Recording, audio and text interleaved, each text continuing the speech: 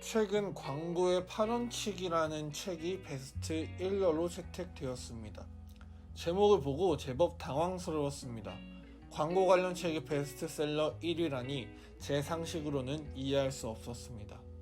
물론 지금은 순위가 제법 떨어졌지만 저는 페이지를 넘기면서 금방 인기의 비결을 찾았습니다.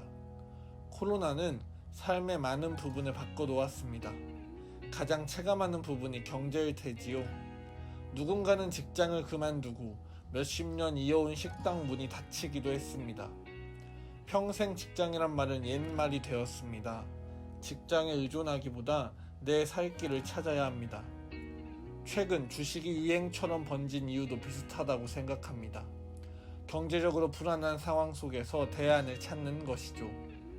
직장인 사이에는 대안으로 부업이 떠오릅니다. 예전부터 화두였던 직장인 부업이 이제는 큰 관심을 받고 있습니다. 이제는 모든 직장인이 부업을 할 수 있는 시대가 되었습니다. 관련 플랫폼이 너무 많습니다. 당장 블로그, SNS, 유튜브 등 아이디어만 있다면 쉽게 시작할 수 있습니다. 재능을 파는 방법도 있습니다. 이것 또한 관련된 플랫폼이 많습니다. 재능이 없다고 자책하기 전에 자신의 취미나 특기를 생각해보세요.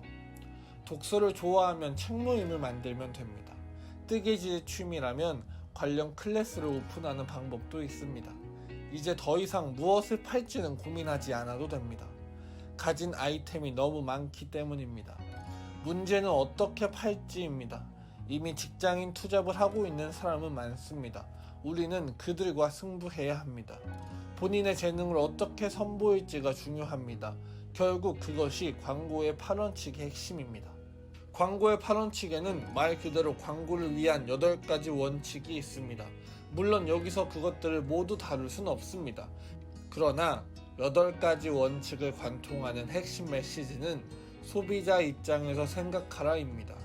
이것은 수많은 마케팅 책에도 나오는 이야기며 사실 관계 개선 책에도 나오는 이야기입니다. 저 역시 마케터로 일을 하다 보면 회사는 언제나 자기 얘기를 하고 싶어 하는 걸 느낍니다. 본인 제품이 얼마나 좋은지를 어필하죠. 그러나 아쉽게도 소비자들은 제품에 별로 관심이 없습니다. 기업조차 모르는 경우도 많죠. 우선 소비자의 눈에 띄어야 하며 소비자로 하여금 이 제품을 구매하고 싶게 만들어야 합니다. 그렇다면 해야 할 이야기는 내가 하고 싶은 말이 아닌 상대가 듣고 싶은 말입니다. 정확히는 내가 하고 싶은 말을 상대가 듣고 싶게 해야 합니다. 광고의 주체는 광고주나 대행사일 수 있지만 초점은 언제나 소비자에게 맞춰야 합니다. 직장인 투잡도 마찬가지입니다.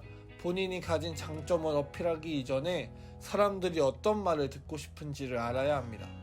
이것이 해당 책이 마케팅 책이 아님에도 불구하고 마케터들에게도 권해지는 이유입니다.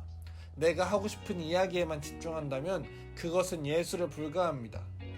예술을 하겠다면 굳이 말리지는 않겠습니다. 하지만 기업이라면 계속해서 지출이 생길 테고 직장인이라면 노력만 한 채 돈이 벌리지 않을 것입니다. 예술의 영역은 예술가에게 넘겨두고 우리는 당장 돈을 위해 상대방의 니즈를 파악해야 합니다. 광고의 파런칙은 광고 관련 책이나 마케팅 책으로 분류됩니다. 어쩌면 직장인 부업을 위한 책일지도 모르겠죠. 그런데 저는 이 책을 통해 관계의 비결을 읽었습니다. 계속 이야기하듯 자신의 상품에만 집중하면 소비자의 관심을 끌기가 힘듭니다.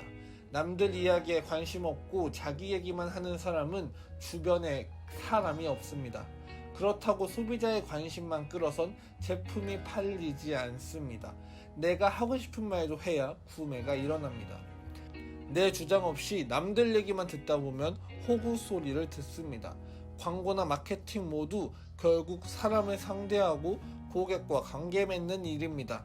관계에서는 너무 자신의 고집을 부려서도 안 되지만 듣기만 해서도 안 됩니다. 대화를 잘하는 사람이 인기가 많으며 그것은 어느 관계에든 동일하게 적용됩니다. 지금 경제적으로 자신의 최대 고민이 무엇인지 한번 생각해 봅시다. 본업으로 돈이 벌리지 않나요? 블로그를 시작했는데 방문자 수가 별로 늘지 않았나요? 돈 걱정은 없는데 주변에 사람이 없는 게 고민일 수도, 호구 취급을 받는 게 고민일 수도 있습니다.